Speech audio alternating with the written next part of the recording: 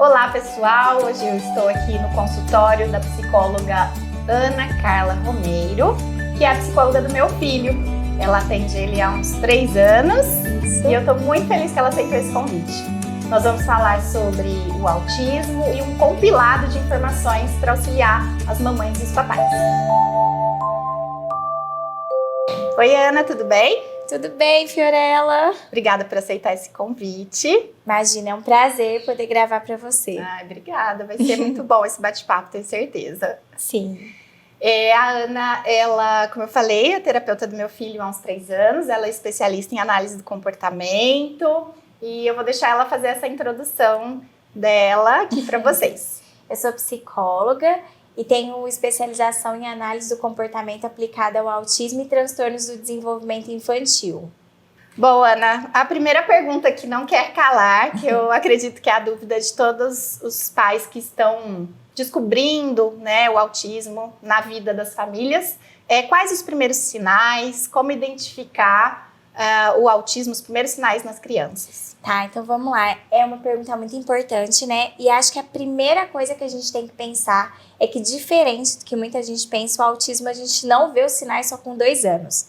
É muito comum as mães chegarem no consultório e falarem assim: o pediatra diz que se ele não falar até os 2 anos, aí eu posso procurar ajuda, né? Cada criança tem seu tempo. Não, gente, cada criança não tem seu tempo. Nós temos marcos do desenvolvimento que são importantes e quando há um atraso nisso, a gente precisa se preocupar, tá? Então vamos lá, vamos começar que desde os 6 meses já aparecem alguns sinais, podem aparecer, né? Então, com 6 meses, a criança ela precisa ter o rastreamento visual. O que é isso? A gente mostra um objeto para a criança, coloca na frente dela e a gente vai fazer um movimento com esse objeto. Ela precisa acompanhar com o olhinho. Se a criança não estiver tendo isso, já é um atraso no desenvolvimento. É um sinal.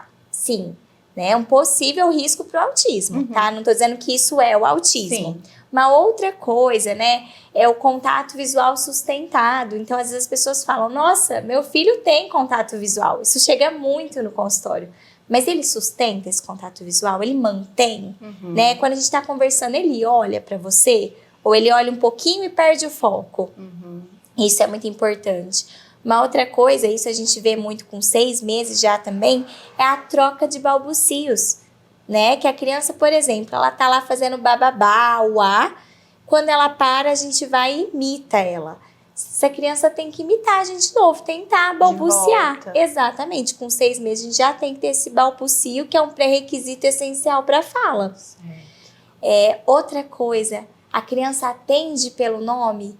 E aí, gente, é uma coisa muito importante. Com 7 meses, a criança já tem que atender pelo nome 70% das vezes. Né? Então, assim, ele atende. De 10 vezes que eu chamo, ele olha uma. Não tá esperado. A criança já é grandinha, eu tô chamando e ela não tá me olhando. É um sinal de alerta. Isso aconteceu com a gente. Me conta um pouquinho. Essa questão de, dentro do primeiro ano, de chamar pelo nome, e às vezes parecia que ele tava no mundinho dele, né? Mas, como a gente é mãe de primeira viagem, a gente não tem essa identificação, não tá preocupada com isso, nem sabe o que é autismo nesse momento, né? Uma das coisas que eu percebi é que, amamentando, ele sempre dormia. Então, ele não tinha aquela questão de olhar no olho, né? Ou reconhece, Sim. né? Mas não é essa questão sustentada, como você colocou. Né? E eu acho interessante você colocar isso, porque às vezes as pessoas falam, né? O autista, né? A criança com autismo não tem socialização. Não, ela tem. Só que o déficit principal do autismo é o social. Então, ela socializa menos ou de uma maneira inadequada. Certo. Né? Uma outra coisa que a gente pode observar, as estereotipias. E aí, o que são estereotipias, né? Vou explicar um pouquinho para vocês, que acho que isso é importante. Um muito conhecido é o flapping, que é aquele movimento que a criança balança as mãos assim.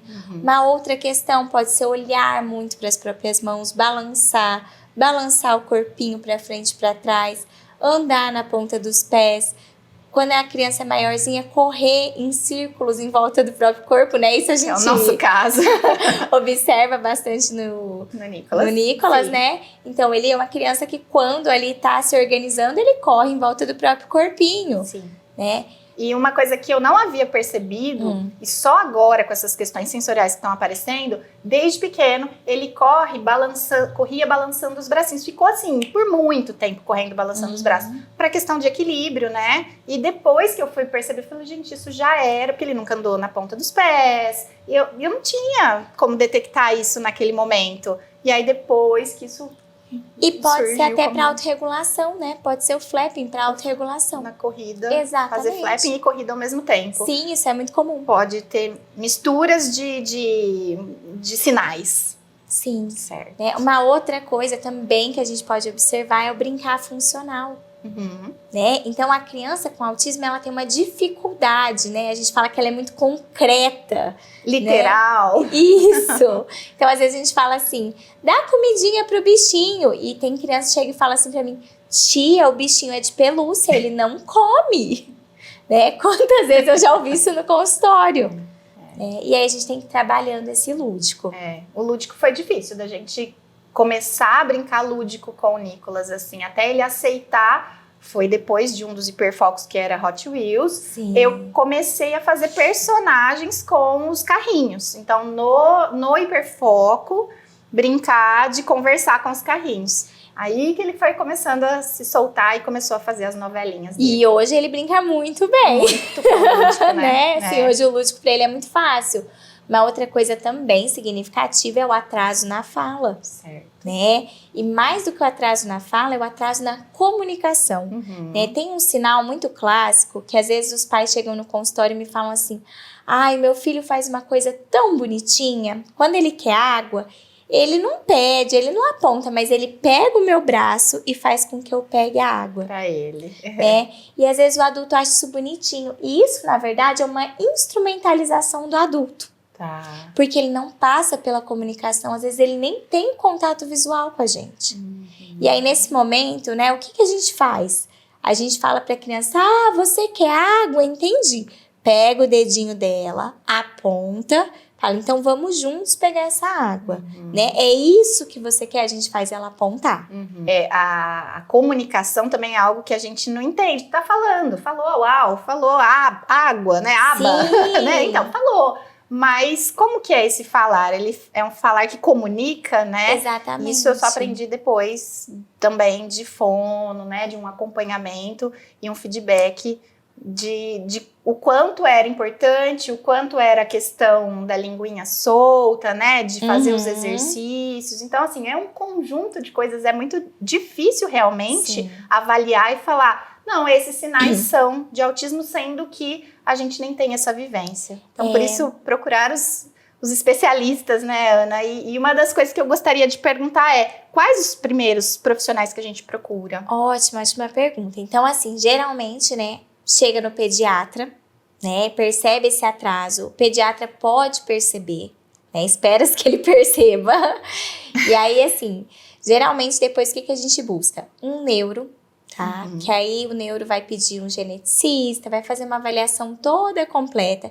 E os primeiros profissionais da equipe multidisciplinar que vão acompanhar essa criança vai ser o psicólogo, a fono, a terapeuta ocupacional, e algumas vezes a fisioterapeuta, né? Então, todos esses que vão ter papéis ali fundamentais na estimulação, cada um na sua área, que vai estimular para que essa criança atinja os marcos do desenvolvimento adequado. Perfeito, é um conjunto que faz dar certo, Com certeza. Bom, então a gente já entendeu que esse conjunto de sinais é difícil de detectar. Os profissionais também são parte de uma equipe multidisciplinar, cada um na sua área, né? Mas, desculpa te cortar, mas todos em comunicação. Certo. Né? É importante essa comunicação para que todos tenham os mesmos objetivos alinhados para o desenvolvimento da criança ocorrer de uma forma mais tranquila. Aplicar a mesma metodologia. Perfeito. Né? Uma das questões que eu ia te trazer é, e o laudo? O laudo é importante, por exemplo, eu além do laudo do diagnóstico fechado, né? Essa é uma pergunta. E a outra é o laudo, por exemplo, se a equipe não for da mesma clínica multidisciplinar, como cruzar essas informações? Esses laudos individuais são importantes também? Perfeito, tá. Então, a primeira questão, o laudo é importante? Claro, com certeza, tá? Não vamos diminuir a importância do laudo, porque o laudo, ele assegura os direitos daquela criança, né? Essa comunicação entre profissionais hoje tá muito tranquilo, né? Com esse mundo globalizado, tudo celular. Então, assim, até grupinhos de WhatsApp, né? Pode fazer, por exemplo, reuniões até online para se comunicar. Né? Essas avaliações são importantes, sim. Né, porque a fono vai avaliar o desenvolvimento da linguagem, a psicóloga do cognitivo, do social, até o desenvolvimento motor, autonomia. Né? Então, essa comunicação é importante, né, alinhar os objetivos. E essa questão do laudo, por mais importante que seja, eu só queria pedir para as famílias não esperar um laudo fechado para buscar intervenção. Né? Eu sempre falo, gente, importante do diagnóstico fechado ou não, a gente tem que olhar onde essa criança tem déficits e estimular. Certo. Então minha criança não tem o diagnóstico de autismo ainda. Tudo bem, mas ela não quer brincar com outras crianças, ela brinca só com adulto. É algo que precisa ser olhado, né? Perfeito. Tem um atraso na fala, então vamos olhar esse atraso. Com certeza. É esse olhar atento dos pais. Sim. E a busca por profissionais que possam auxiliar naquela demanda, naquele momento, independente de um diagnóstico fechado. Mesmo porque o diagnóstico demora para acontecer, né?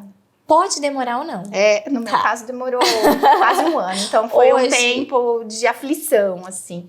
Hoje a gente tem instrumentos, né, como a OSE, que é uma escala de observação em autistas que a gente já pode aplicar até em bebê. Certo. De 1 ano a 1 ano e meio. E a eficácia dela é de 85%. Bom. Né?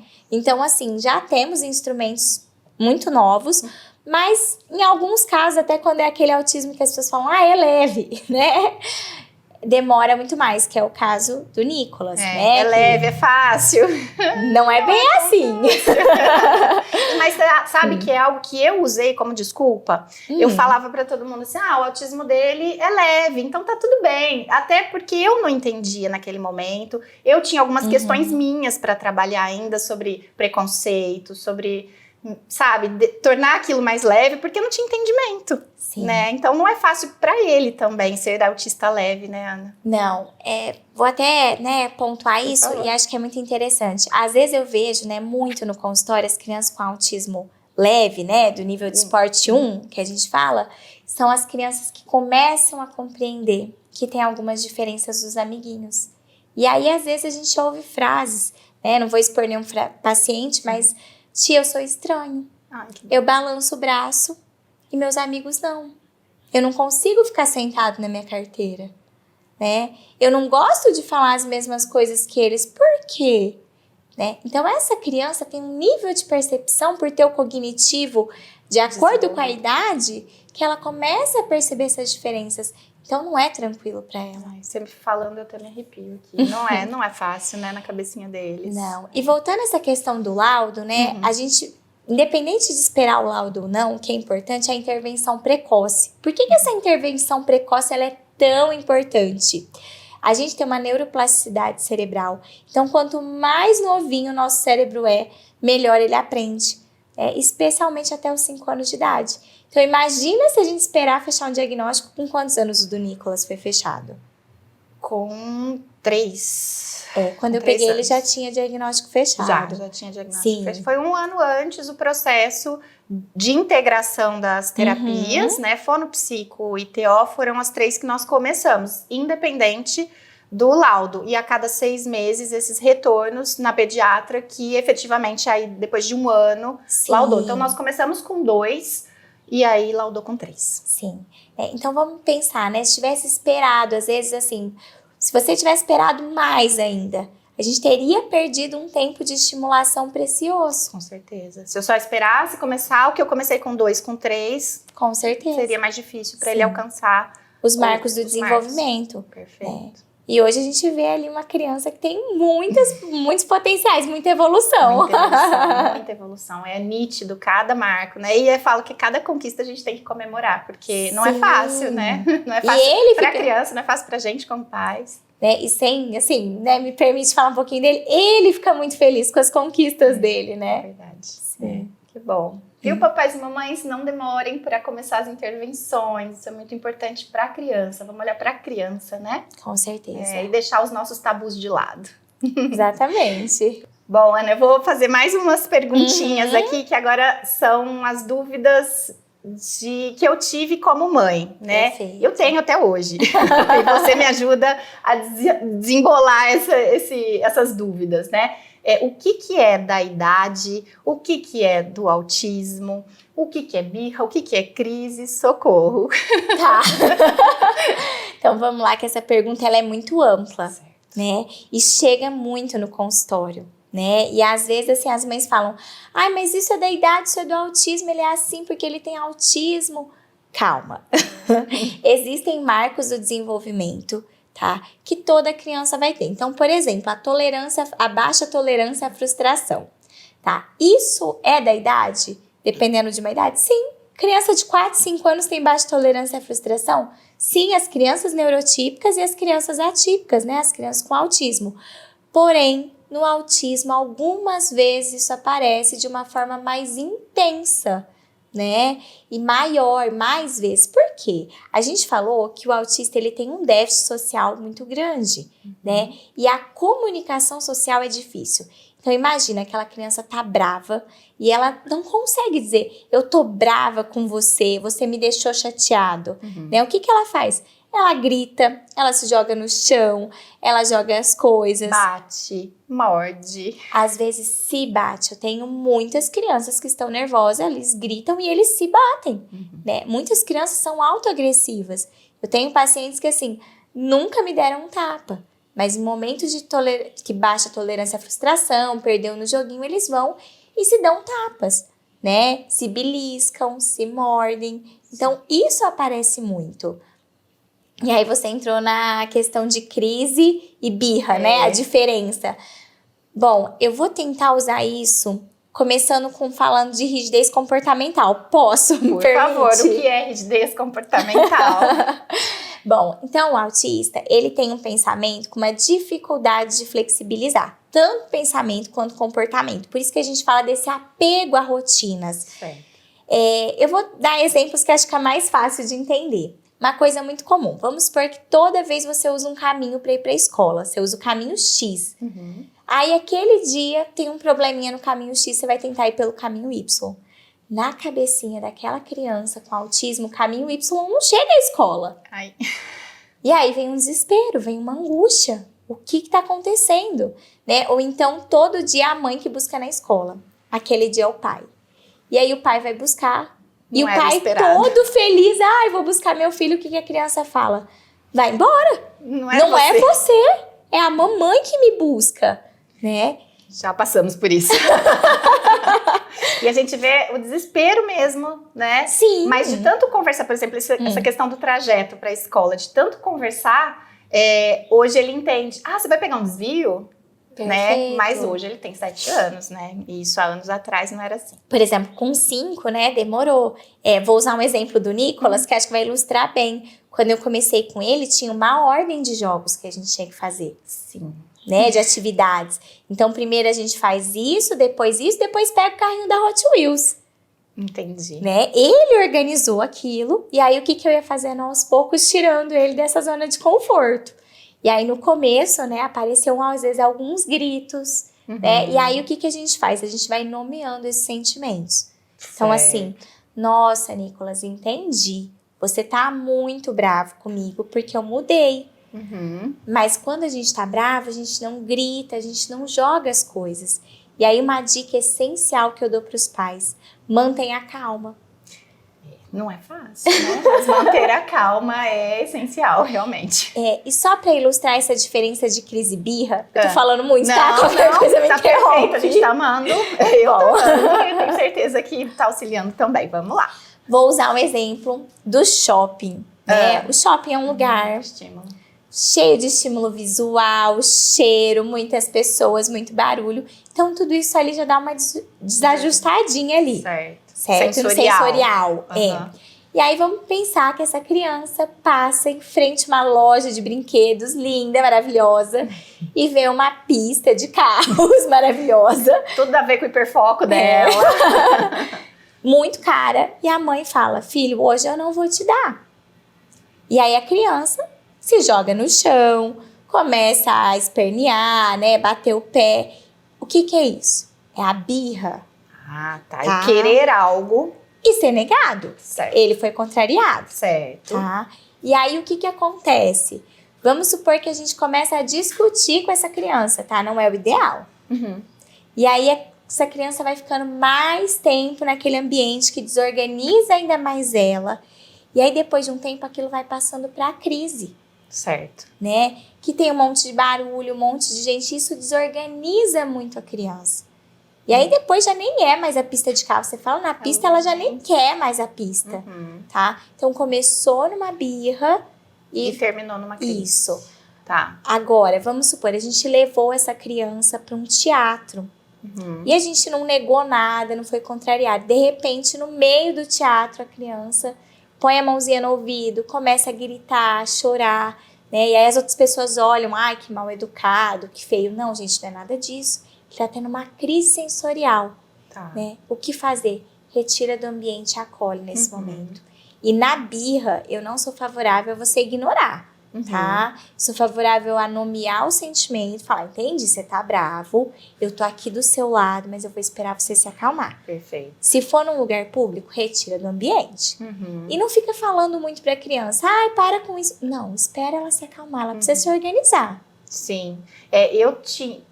Ilustrando também, claro. Né? Sempre quando eu vou... Cinema é algo que a gente não vai habitualmente, né? Por conta das demandas sensoriais. Então, quando eu vou, eu já deixo a minha expectativa baixa. Eu acho que isso também é uma dica para os pais. Muito importante. Porque se a gente precisar sair em 5 minutos de filme, a gente não pode ficar preocupado e preso àquilo, né? A gente tentou mostrar algo diferente, uma experiência diferente para a criança, mas infelizmente ela não conseguiu naquele momento, naquele dia. E não que a gente não vá repetir isso num outro momento mais oportuno, quando ela estiver mais calma, enfim, né? Perfeito. Mas também eu acho que é algo pra gente também diminuir a nossa expectativa como pais. Não, eu vou levar num parque, vai ser super legal. A gente tem esse fato também, né? O ano passado a gente foi num parque e a única montanha-russa que ele podia ir, que era da altura que ele já tinha atingido, estava em manutenção. Foram 3 horas chorando.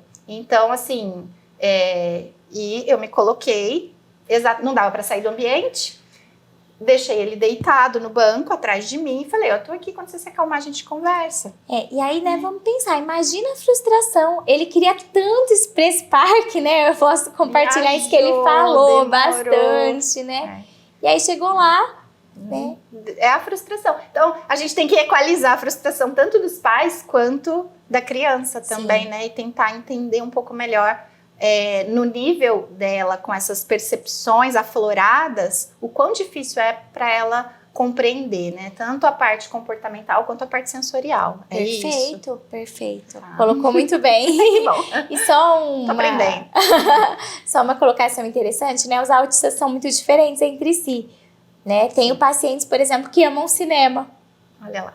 E tenho aqueles que têm dificuldade com o cinema, mas às vezes esses que amam cinema não gostam de outras coisas, né? Sim. E quando eles superam esses medos, eles sempre vêm na terapia contar assim, falam, tia, eu consegui, olha isso, né? Bacana. E isso é maravilhoso. Isso é muito bom. Ai, que legal. E a gente vê que você faz com muito amor, né, Ana? Ela fala com muito carinho e ela passa isso pra gente, tanto quanto pais, para as crianças, né? Então, eu acho que esse amor, esse acolhimento é o que não tem preço. Eu falo que você foi... Eu vou deixar ela vermelha, gente. Você foi a única profissional que me deu as devolutivas, né, os feedbacks necessários para que eu pudesse complementar, continuar o que você faz no seu trabalho em uma sessão semanal, em casa, 1 ou 2, né, na época, mas assim, em casa, brincando. Eu não tinha instrumentos, eu não sabia o que é brincar em turnos diferentes, né, você escolhe, eu escolho, eu nem sabia, não, a criança escolhe, vamos lá, vamos fazer, pelo menos tá brincando. Eu não tinha essa noção da importância da escolha, dele perder, dele ganhar, né, então assim, E você foi ensinando isso pra gente, como lidar com cada uma das demandas que aparecem até hoje com o Nicolas.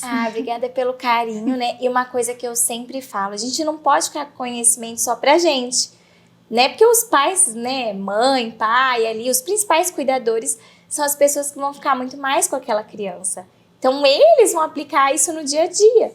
Perfeito. Né? Vocês ali são os principais, né, que vão ajudar nessa evolução. Então, se ficar só com a gente, vai ser muito pouco, vai ficar muito falho. Sim. E esse tripé, então vamos falar um pouquinho do tripé, terapia, família e escola. Como que é essa questão da inclusão, como que é essa questão da importância da escola nesse conjunto? Tá, vamos pensar um pouquinho sobre isso.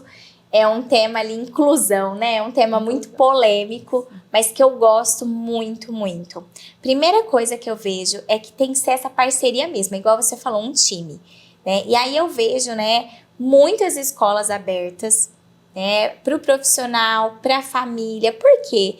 Aquela criança atípica, ela vai ter diferença das neurotípicas. Então não adianta a gente querer que a criança fique ali 5 horas sentadinha na carteira, quietinha, igual as outras crianças, né? Até, assim, tem escolas que deixam a gente observar. Posso fazer um comentário? Por favor. Né? Uma vez eu fui observar o Nicolas e eu vi ele ali quietinho, comportadinho, assim, esperando, porém com bastante estereotipias. Né? Eu percebia que ele tava ali agitado. Balançando ali na carteira, que não para. Sim. Mas aí a escola tava tranquila. Tava deixando. Certo. Porque ele precisa disso para se autorregular. Tá. Se você quer extinguir esse comportamento, não é falando, não faça isso que você vai conseguir atingir esse objetivo. Não, vai só aumentar, vai gerar, né, uma crise, enfim. Vai desorganizar aquela criança. Então, a gente precisa que a escola esteja orientada, que a escola seja parceira. Né? Às vezes eu falo para os meus pacientes, fala para a professora que a psicóloga pediu para você pedir para ela, para você sair um pouquinho. E aí eu falo pra criança, vai dar uma voltinha, corre, pode correr. Tia, posso correr? Pode, né? Porque eles precisam disso. Né? E aí eu queria complementar com uma coisa que eu acho muito rica, né? Que é Bom, a criança com autismo, ela precisa da imitação, né? A gente tem que ensinar ela a imitar e ela vai aprender comportamentos típicos com as crianças neurotípicas, né? Então, para ela, é riquíssimo. O modelo, né? Qual é o modelo? Perfeito, né? Como se comportar nessa situação, né? E tem crianças, às vezes, que trazem no consultório. Tia, por que o amiguinho faz isso? Por que o amiguinho brinca assim? Entendi. Né? Isso é muito legal. E aí, uma outra coisa riquíssima que ninguém quase olha é o quanto que a criança neurotípica ganha com uma criança com autismo dentro da sala. Eu vou compartilhar... É uma via de mão dupla. Perfeito. Eu vou até compartilhar com vocês, né? Eu atendo crianças neurotípicas também. E às vezes, né, eles vêm aqui, né? Eu falo na recepção, as crianças com autismo e me perguntam, tia, por que essa criança faz isso? E eu explico, né? Tem livrinhos até para explicar sobre isso. E aí, outro dia um pacientezinho meu chegou, ele tem 8 anos e falou assim, tia, tem um menininho na minha sala que tem autismo. E tava todo mundo gritando e ele tampou o ouvido. E eu pedi para os meus amigos, para de gritar. Ele tá triste, dói o ouvidinho dele. Ai, que lindo. Né?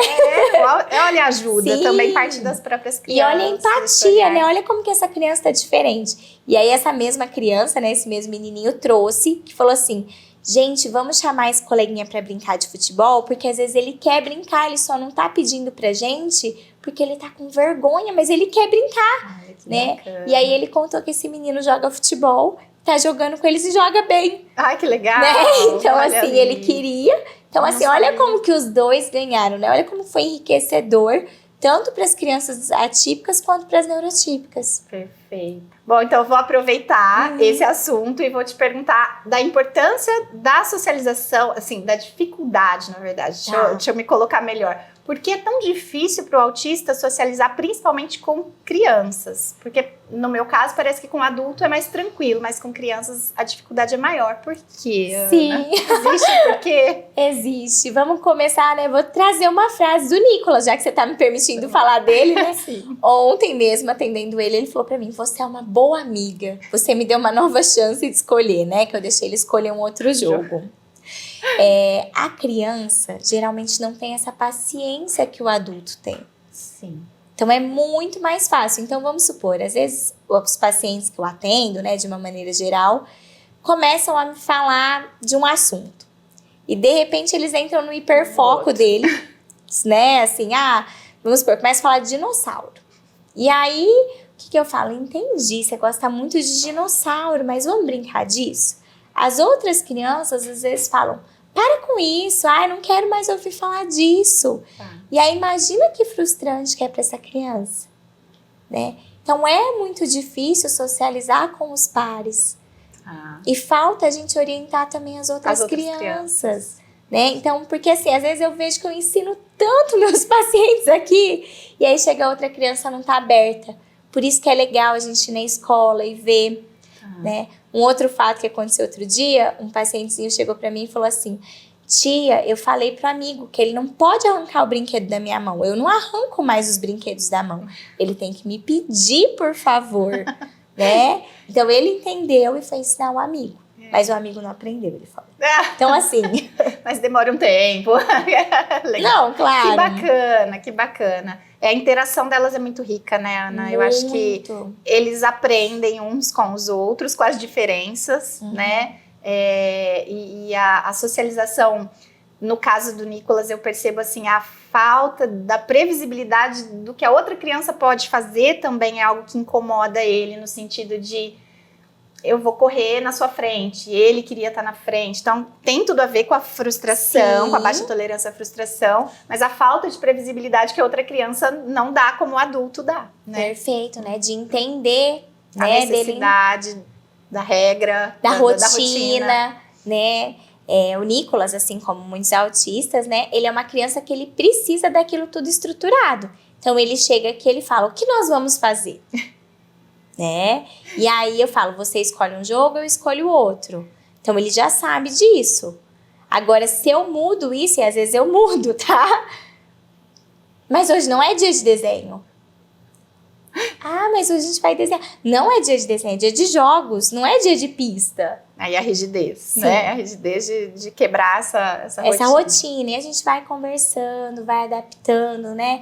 Mesmo porque não dá para ficar sempre seguindo uma rotina. Isso também não é positivo para eles, né? Eles têm que lidar com a frustração que o mundo vai oferecer, né? Sim, mas a previsibilidade, né, Fiorella, só pontuando, é muito importante. Tá? Então, vou usar mais um exemplo. Às vezes aquela criança tá ali jogando no tablet, tá super empolgada, tá na hora do banho.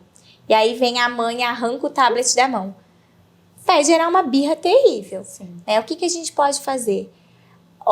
Mais 5 minutinhos. Às vezes ele não sabe o que é 5 minutinhos. Né? Mas ele vai entender que ele tem um tempinho e depois o tablet vai ser guardado e você vai tomar banho.